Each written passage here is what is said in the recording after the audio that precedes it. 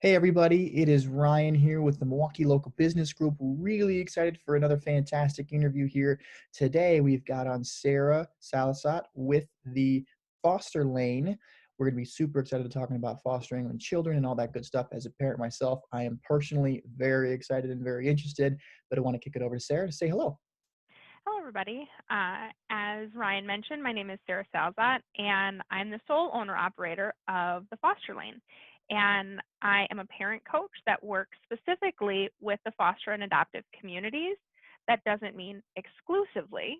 So I do work with any number of parents, but my general niche is the foster and adoptive community.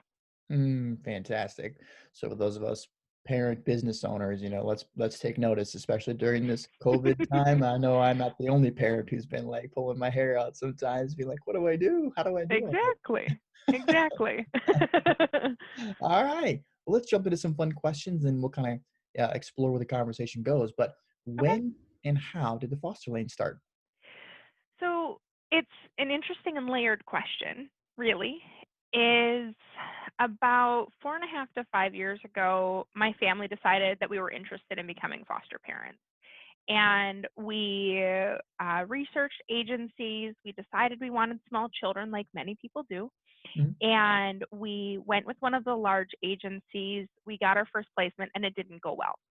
Ooh. Uh, yeah. And we were placed with a child that was exceptionally higher needs than we were licensed for. And when we reached out and we said we need help, we don't know, how to kind of navigate these waters. This can't be typical. We didn't receive the support that we were looking for. We were pretty much told, they're your kids now, figure it out. Hmm. And we ultimately, those children moved on to different homes, and we quickly took stock and realized that if we're going to take higher level needs kids, we're going to switch to an agency that is for higher level needs kids, but offers more support. And through this whole process, I blogged our journey. So I took it from, we're really excited to start this, to, oh my gosh, what did we do? Oh, man. And really kept going. We went to the new agency. We welcomed in another exceptionally high level of care child, and we needed more support.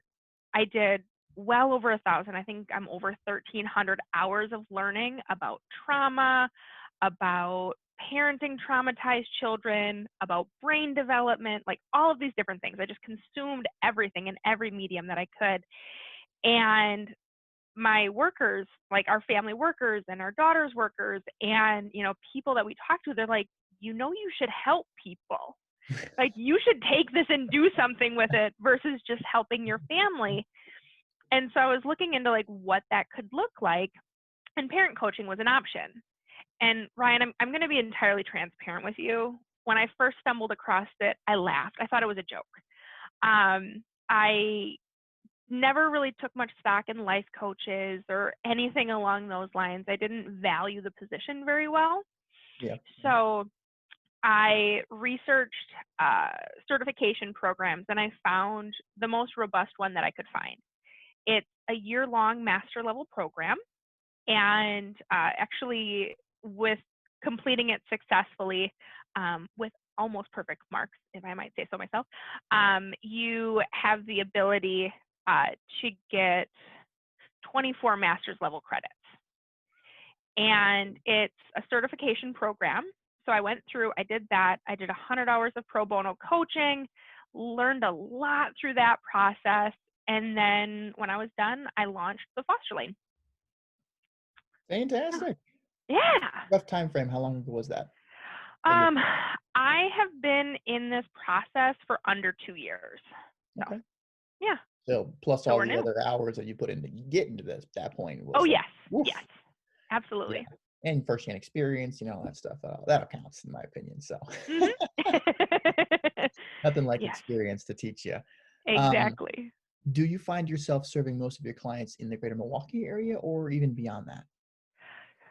If you would have asked me that question 2 months ago, I would have said typically in the greater Milwaukee area. I have an office in uptown Milwaukee, so I see people in person in my office It's right across from the Wisconsin Center. And I had recently opened an office in Janesville because I had worked out a contract with the Rock County Human Services Department, where Rock County Human Services actually pays for the coaching for any of their families that are interested. And then COVID-19 hit the world, Yeah. and I condensed 2 offices into random nooks and crannies in my home.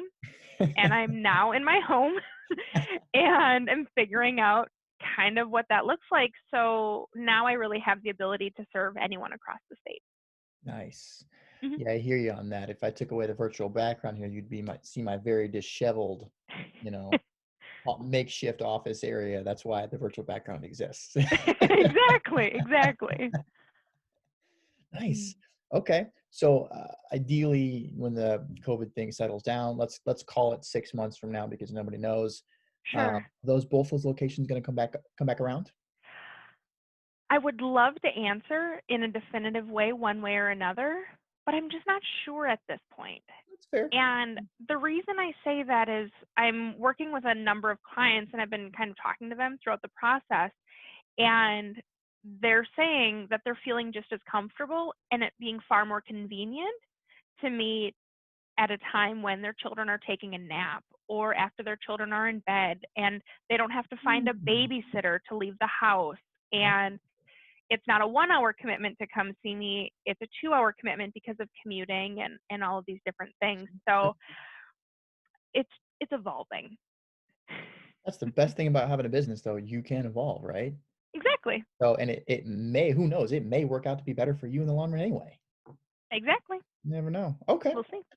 Is it currently just you running the foster lane, or do you have anybody that works with you, or how does that whole thing work? Sure. So currently it's just me. And right now,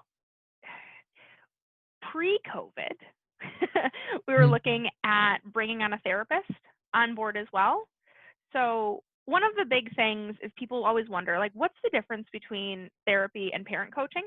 Yes. And a lot of times therapy is past focused, it's healing trauma, it's working through challenging scenarios and really healing yourself.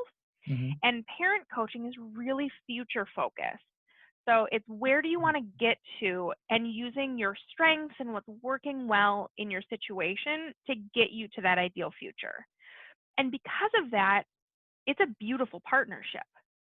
And so I've been working with a therapist on bringing them on board as well. And then again, COVID happened. Yeah, COVID happened. That messes everything up. So we're gonna, Exactly. roll with the punches on that one. That Exactly. is that's amazing and fantastic. If you don't mind, as a curious parent myself, I'm sure Mhm. everyone has been asking similar questions of what's at least one good tip you've been giving to parents working at home, trying to balance schoolwork, kids, chaos, crazy time, getting some sunshine occasionally. Yeah. What's at least one tip you've been giving people that's been really helpful? So it's interesting, but it's putting parents in the mindset of children. And so I'm going to do that for you right now. Perfect. And that is think back to a point where you were really stressed out. You had no idea what was going on. No one was giving you any information, and people were bombarding you with demands with no regard to where you were at and what you were able to do in that moment. How did you respond? Or if you haven't been in that situation, you're very lucky. How would you respond in that situation? Um, yeah, I could definitely think of a few, but just the one off the top of my head, it was frustration. Was for sure the number one feeling that I had at that time was absolutely frustrated. So Exactly. And as an adult, you can work through your frustration, you can rationalize it, you can, de-stress that, you can find different things to pull in. But what do our children, what are they empowered to do with their frustration? They're empowered to shove it down and just comply with what we want. And that doesn't always work out the way we want it to. I agree. So if we're able to really put ourselves in that space, maybe we can understand a little bit why our children are behaving the way they're behaving. And there's a book, it's called The Explosive Child, and Dr. Ross Green talks about children do well when they can. And I think people do well when they can. So my biggest tip to really bring it back is pay attention to your child. Are they in a place that they can comply with what you want? And if they're not, help them get to a place before you demand something. And you will both be much happier. That was worth the whole interview right there. I love that. Man, Sarah, that was awesome. Thank you very much for that. Personally, for me, I'm sure that when this interview gets out, that is going to be hugely helpful to a lot of parents that are in my situation as well. Wow. Oh, Thank you. good. So you already talked a lot about the skill and trade that you developed over time. You get that amazing certification, which is so exciting. And I cannot believe how many credits that's worth. Like, oof. Mm-hmm. So let's move into what do you like the most, or what's maybe one of your favorite aspects of running the foster lane? My favorite aspect is working with the families, genuinely working with parents. And people are generally not super excited to be working with me because that means that they're at a point in their parenting journey where things are not going so well. Imagine. And one of the biggest things, actually, every single client I've ever had, and I've worked with a fair amount at this point, one of the first things people say to me is, I just want to stop yelling at my kids. I just want to stop yelling at my kids. And one of the most beautiful things, and I'm going to give you another tip. It's one of the first things I do with. All right, we had a little glitch there, but we're back. So please continue with that second tip. Yeah. So my second tip is around parents that are saying, I just want to yell at my kids less, and I want to appreciate them more. It's as simple as a nightly list. So at the end of the night, you write down 3 to 5 things about your children that you appreciated. And these do not have to be, momentous things. These do not have to be, they ended world hunger and, they didn't fight eating dinner at all. It can be, they put their socks on with a smile today. And I just thought that was really cute. Or, when they woke up from their nap and they saw me, they smiled so big. And that's just one of the things that I cherished. Or, they got really upset. They threw a couple of things. They really threw a temper tantrum, and then they apologized. But it's the act of writing those 3 to 5 things down at the end of the day. And usually by the time I see clients the next week, they're saying that their yelling is reduced significantly. Because I have a phrase, and I say it all the time, and it's what you focus on, you get more of. So if you look for the positive in your children, you're going to see more positive in your children. If you look for your children to be naughty and focus on all of the naughty that your children are and are exhibiting, that's all you're going to see. So if you shift that focus, it makes a huge difference. Yeah, that sounds amazing, actually. The thought probably makes a whole lot of sense. Hi, do you want to come say hi? Oh, well, hello. What's your name? Isaac. Hi, Isaac. My name is Sarah. Can you say hi, Sarah?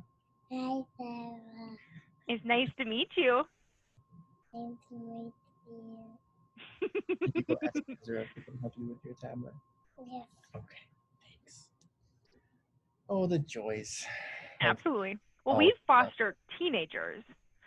So if a 6'5" person came crawling on my lap right now, it may be a little different. Be a little weird. Yeah, I hear ya. I definitely understand that tip, though, of doing more focus on the good, because as a parent, sometimes you go down the rabbit hole of like how difficult and challenging and negative, and all of a sudden you find yourself just always focusing on the negative. So yeah, that's a hugely successful tip, and I'm very appreciative of that one as well. Sure. Okay. What is one thing that you feel like you do best? It's one of the things you're proud of when it comes to the foster lane. Is there anything that you can think of? So there are a lot of parent coaches out there. What I think I do best is I connect and I listen without judging.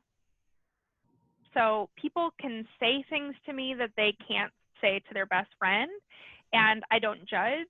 I meet them where they are and I help them from that point forward. And I encourage entire honesty, because if you tell me you're here, I'm going to work from here to get you up to here. But if you're honest and you're really down here, then that's where we're going to start, and we're going to work our way through it. So Perfect. Yeah, that's true, especially as the more challenging it can be to be honest with people you know. A lot of times it's easier to be honest with them you don't know. exactly. Nice. Very good. Um, what's an example of somebody who's like the perfect client for you that you find you're able to help the most, they get the most out of it? It just, the whole thing just works perfectly. I think that the most perfect client for me is a person that realizes that their behavior is impacting their children's behavior, and they are willing to modify their behavior to see direct results in their children's behavior. And it ties directly into who's my most challenging client. And those are the people that come on and they say, you need to fix my child. And I'm like, I'm never going to talk to them, and I'm never going to see them. And I can't change someone else, but I can help you change yourself. Fantastic. Yeah, that's very true, right? We can't change other people, we can only change who we are. So awesome. Exactly. This is a power-packed interview. I'm loving this so far. All right. As a business, how are you acquiring new clients, things of that nature, both pre and post Corona time? Sure. So pre-Corona time, well, actually it's the same. Honestly, my business really hasn't changed much, except I went from meeting in person to meeting virtually. Bringing in clients has always been word of mouth. My first couple of clients came to me because they'd been reading my blog for a couple of years, and they went, this person gets it. Like, she gets how hard this is, and we're going to be able to work through it. And all of the clients that I've gotten since then are because my current or past clients were very happy with the services. Fantastic. Wow. There is no better marketing than word of mouth marketing, right? Holy exactly. cow. Especially when the results can speak for themselves. That's really where the power comes in. Fantastic. Sounds like you're getting amazing feedback if pretty much your entire business is off of referrals. So kudos to you for that. Thank you. Okay. Let's move a little bit and shift into more like general business things so we can cater to not just people in your market, but maybe all general markets. What are some of the key performance indicators as a business owner that you track, and how do you track them? So, interestingly enough, this is probably going to be surprising, but key performance indicators for me, or when I know that I'm successful, is when children stay in the home that they're working at, or they're returned to their biological parents. A lot of the people that come to parent coaching are either struggling greatly and are questioning whether or not the children can remain in their home, whether they are foster kids or adopted kids, or they're trying to figure out what that's going to look like. So my biggest measure of success is not only them more cohesive, but that they've decided to keep on the same path with the children. And then other key performance indicators that I guess I would really look for is a reduction in yelling. That's a good one. I'm sure it's tough to track, but yeah, the idea is when parents say they feel like they're it's all self-reported. That's a good thing, especially for parents. Awesome. Okay, what are some of the top priorities for your business as it continues to evolve and grow? Top priorities for my business. Actually, I had an interview with a marketing company just a couple hours ago. And top priorities for my company is just to increase brand visibility and brand awareness across the greater Milwaukee area and Wisconsin area. And so when people see my logo, they not only know what it means, but they also know the level of service that they would get if they sought services with my brand. Fantastic. What are some of the things you're thinking about doing as you continue on that path? Oh, did we lose it again? All right, we are back again. So you mentioned the branding, the logo, and the level of Mhm. service. Can you expand upon that in terms of how you think you're going to go about that so far? Sure. So I'm going to partner with a marketing agency. One of the things is I'm smart enough to know what I don't know anything about, and marketing is one of those things that I just don't know anything about, and Mhm. that's okay. So our plans are to work on the website. So when people do see my logo, they're able to find me in a faster fashion, and then also utilizing social media ads and things along those lines to get my brand out there more. And I actually have a 3-minute video that I could send you a link to if you wanted to after, that is going to be released coming up as well. Like a promotional video? Hmm? It's me talking Awesome. about my fostering journey and why people would want a parent coach that's a foster parent. Well, we can certainly include links in descriptions, so feel free. I Yeah, love being able to promote small businesses and all this stuff. So definitely yeah, send it my way when we're done. We can pop that in. okay, Very exciting. Good. yeah. Okay. So you've already answered this kind of stuff because I asked how's Corona changed it? You said not a whole lot. You just meet Zoom virtually, which is fantastic. Hmm. But are you running any sort of promotions or deals or specials during this Corona time that to help encourage people to maybe that haven't thought about working with you to work with you instead? Absolutely. So right now, the special that we're running is 33% off parent coaching. If you sign up before May 1st, that special runs for life. So if you come for parent coaching for 10 sessions, for 12 sessions, or for a year, you lock in that price for the entire time that you're parent coaching with me, Wow. which I'm pretty excited about. I think it's pretty neat, and people are signing up under that. And then for free options, I offer a support group every other week. I offer virtual trainings that are currently attachment focused. And I offer a weekly like drive-through parent coaching on Monday night at 8 p.m. Mm. that people can pop in. So like let's say you're like, I am having this particular challenge. You can jump on anytime in that hour, explain your challenge, kind of talk through it a little bit, and then leave with an actionable tip. So if you want to kind of see what parent coaching is like without committing to it, it's a free option. Very cool. It's like a virtual drive-through right now, like a Like a physical. virtual drive-through. Okay, Yeah. okay. I just wanted to make Don't sure. show up at my window. That would not be ideal. Knock on. Hey, you said 8 o'clock. Well, I'm here. Exactly. I'm here. Oh, good, good. Okay. As a business owner, what's one of the best decisions you think you've made for your business and why? One of the best decisions I've made for my business is to continue to learn. It's to continue to invest in my own knowledge and learning it so well that I can explain it in different ways to different people and be able to take what I consume, which is inordinate amount of books, Mm. and videos and conferences and things along those lines, and then I absorb the content and really kind of mull it over and break it down so that different people learn differently, and so I can share that knowledge with any person regardless of how they learn. That sounds amazing, and especially considering the number of books you have back there, be able to condense that into formats that make sense for all of us unique individuals, that's a huge Mhm. skill. Huge Yeah, skill. absolutely. Okay. What sort of growth type things are you excited to hopefully pursue in the next 12 to 18 months to see your business get to where you want it to be? Sure.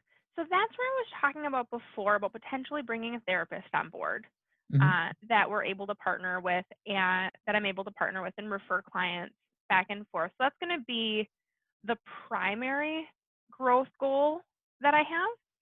And then outside of that period, so looking a little bit past your your time frame that you mentioned, is considering whether or not I've grown to the point where I can start bringing people in, to become parent coaches Ooh, and actually scale the practice.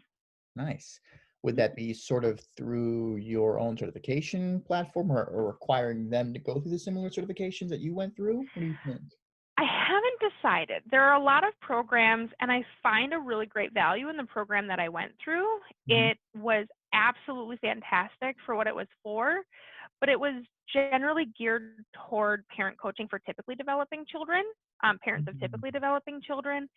And I've been a professional trainer for 15 years. So if I develop my own program, it'll be geared more towards being trauma informed and and that sort of approach. So Fantastic. still mulling it over.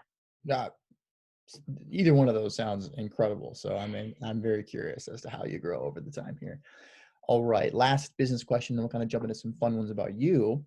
Mhm. When you look back at the business when it first began, Mhm. and compared to where it is now, are you where you hoped you would be at this stage, or maybe ahead, behind, anything like that? As of today, I'm where I dreamed I would be. Ooh, please explain more. I really thought that at this point I would be really, really struggling, and I would still be working a full-time job, working 50, 60, 70 hours a week at my full-time job, and just trying to figure out ways to fit parent coaching into my life. And I don't do that. I'm a parent coach. That's what I do. And because of the flexibility that it allows me to be the parent that I want to be for my children. And with everything going on with coronavirus, it allows me to be more present to meet their emotional needs right now in a way that I genuinely could have only dreamt about. So I'm really excited. That sounds great. Like you're really taking this bull by the horns and kind of like expounding upon your abilities. That's fantastic. I mean, a lot of people love to adapt, but it sounds like you've really stepped it up to the next level of not only are you adapting, you're finding ways to thrive during this time, which is Mhm. so fantastic. I love highlighting that kind of stuff. Good. All right, let's move into some fun little personal questions so people can get to know you Yeah, a little about Sarah. Do you have a family? I do. So my wife and I have been together for 6 years now, and we have our foster children. Well, one is foster and one is adopted. So we have a preteen foster daughter who's lived with us 2.5 years, almost 3 years. And we have an adoptive daughter who has lived with us less time than that. And we actually adopted her just after her 16 and a half birthday. Really? Mhm. Wow. That Yeah. is not what most people say when they say they've adopted. So that's pretty unique. Yeah, actually, so people were very surprised that we adopted a teenager, Yeah. especially one so close to kind of aging out of the system. Mm-hmm. And I'm going to tell you, she may have come into our lives when she was older, and definitely past pre-teenage, definitely into the teenage years, but we can't imagine our lives without her. And it doesn't Fantastic. even feel like she's never been there. Like she completes our family in a way that we didn't realize would be good. That's exactly the experience you want to hear, isn't it? Mhm. Wow. That's awesome. Awesome. Um, uh, Oh, and I would be remiss if I didn't mention our 8-pound miniature poodle, our of course, 40-pound of English course. bulldog, Yes, yes. both rescue, and our little rat. There you go. Good. They're part of the family too. That's good. Exactly, Good, exactly. good, good. Where are you living now? What city? St. Francis. Oh, nice area. Mhm. Is that where the practice is run out of as well? That would So be fun. pre-COVID, it would have been in uptown Milwaukee. But Oh, yeah, yeah, now St. Francis. gotcha. Did you grow up in the Milwaukee area? I didn't. I grew up in the Hilbert, Chilton, Sherwood area up by the Mhm. Fox Valley Yep. kind of area. And I lived up there until I was in my early 20s. And then I moved to Iowa. Really? And I lived in Des Moines for a couple of years. No kidding. Loved it. Huh. Genuinely great people. And met my best friend there. Moved back to the Milwaukee area. And I've loved this area just too Yeah, much. definitely love this area too, which is great. Mhm. Okay. What do you like to do in your spare time, Sarah? People have spare time? I didn't Making assumptions right now. I didn't realize that was an Here's the, option. here's the better question. If you had more spare time, what would you like to do that you're not doing? Yeah. I would love to catch up on my Audible. I listen to books at 1.5 or 2 times speed. Mhm. because I have this is not all the books. I've got I like believe it. I believe it. 50 of them in my Audible, and I listen to them multiple times. So I'd love to catch up on those. And I love playing board games with my children, Really? Which one? all of them. We Pick a favorite. actually pick a favorite. Maybe Sequence. Ooh, I okay. really like Sequence. Nice. And Yahtzee. Yahtzee. I Oh, that's my love favorite time. Yahtzee. Yeah, we play Yeah. Yahtzee a lot in this house. We tried Monopoly, but obviously, with three small children, it's not going to work right now. I'm just saying, any We'll get there children. someday. We'll get back to Monopoly, but it's quick games these days that you can get done in under an hour. A game to look into if Yeah. they start to struggle with taking turns and being on the same team and things along those lines, look into the Peaceable Kingdom brand. So, like young children, that's going to be Race to the Treasure, and everyone works together against the game to get to the treasure, and you've got to pick up different things. And as they get older, that's going to be like Mole Rats in Space or Mm, things along those lines. And those are phenomenal games for team building and for like family cohesiveness, where you're all working together, and it's really good on connection. So awesome. I had no idea what those games are, but now I'm going to look those up because that yeah, sounds awesome. Great. Okay, let's keep going here. What is one thing about you that you think contributes to your success? Whether it's maybe a personality trait, maybe it's a skill you developed, a habit, anything you can think of? I think it goes back to what I was mentioning before about being able to meet people where they are without judgment. And it's not like fake or pretend or covered up. I genuinely don't judge people where they're at because I don't know what life has contributed to get them to that point. And that has allowed me the opportunity to work with people and to overcome things that I don't think they would have been able to do had they felt any sort of judgment. Awesome. Awesome. Awesome. All right. Last one here. This has been so much fun, but okay. You're looking many, many years down the road and you feel like you have had success in the business, whatever you want to determine that level of success is, and you're ready to kind of walk away from it. Okay. Like I have hit the ultimate success for me. What does that look like? I am retirement age and I've transitioned away from the business and I travel all the time, First place. all over the world. First place. My first place, ooh, that's a good one. Honestly, my first solo trip that I went to Europe is I went to Budapest. And I went to Budapest and I went to Prague by myself, and I stayed in hostels in my 30s. I don't know what I was Wow. doing. And I'd go back. I'd go back to Hungary in a heartbeat. So as weird as it is, like I want to hit so many different places, but that place has my heart. Awesome. Awesome. Super fun. Sarah, this has been a very eye-opening interview for me personally as a father, of a bunch of small kids. You saw one of them already. Mhm. I've had a great time. And I want to give you one last moment here to kind of give a quick shout out or maybe a mention of anything else that you want to say as a thank you and a goodbye to the interviewers here and maybe any sort of special deals. Also, where can they find you? So take it away. Absolutely. So, well, first of all, I want to thank you for taking the time to sit down with me. You made this very comfortable, and I really appreciate that because I was nervous. And really, I want to thank the families that show up every day and really put in the work because they're the true heroes of parent coaching. As it relates to my business, I just want to remind about the 33% off if people sign up before May 1st. And I can be found on thefosterlane.com or the Foster Lane Parent Coaching on either Facebook or Instagram. So it's pretty consistent. But absolutely, check out the website. That's where my blog is. And I have a lot of testimonials out there. So don't take it from me, take it from my clients. Fantastic. Love that. Sarah, thank you so much. And guys, please feel free to check out her site. We'll link to it in the description here But have a great day, Sarah. Thanks so much, and continue to stay safe. All right. Thank you. You as well. All right. Bye bye. Okay. Bye.